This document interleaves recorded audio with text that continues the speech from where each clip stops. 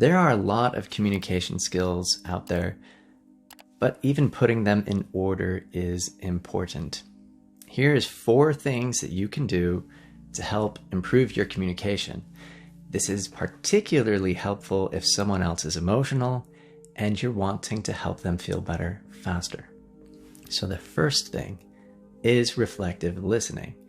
This is something you might have heard about. Basically, this lets the person know that you are attempting to follow them along. And if there's any misunderstanding, it provides them an opportunity for redirection and correction. So all you do is summarize what they're saying. So what you're saying is, you say back just to make sure that you're following. Then after that, second thing, validation. Oh, I can see how that would feel. Put an emotion. What you imagine they might be feeling. What's interesting about these two is sometimes you'll do this, reflecting, do that first step, then the second, validation, then they'll open up more. You'll reflect, you'll validate, then they'll open up more. So say if someone's angry and I say, wow, it looks like you are ticked. What's going on? And they say, oh, this happened and this happened. It was bullcrap. Oh, okay. So what you're saying is this happened and this happened? Yeah, that is bullcrap.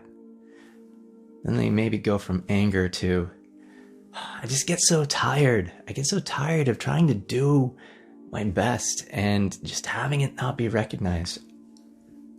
Yeah, so you're doing your best. You're not having it be recognized.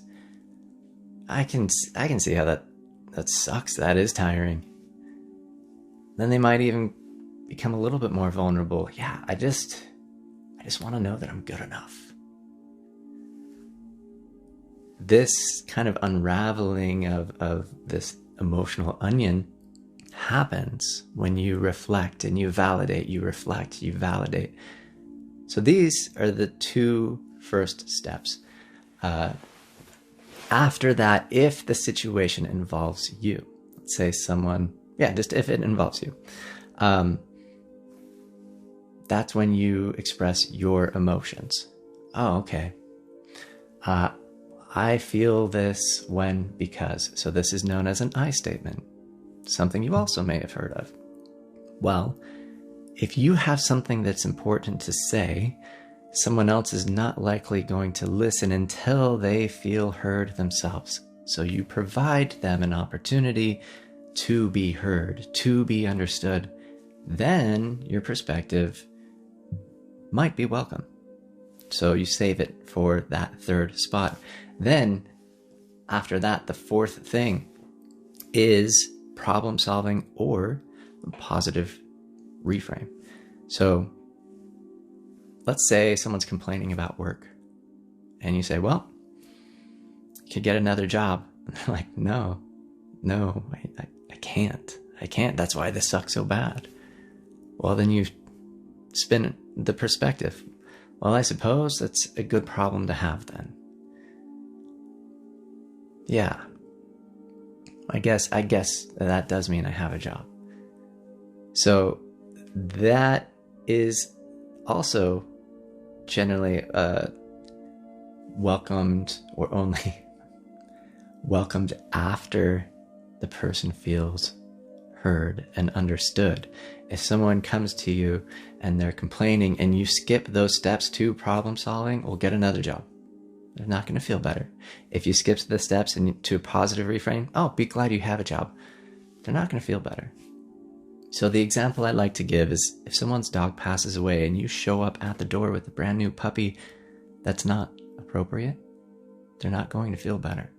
They need to grieve. They need to feel their feelings first. Well, on a smaller scale, that's also true.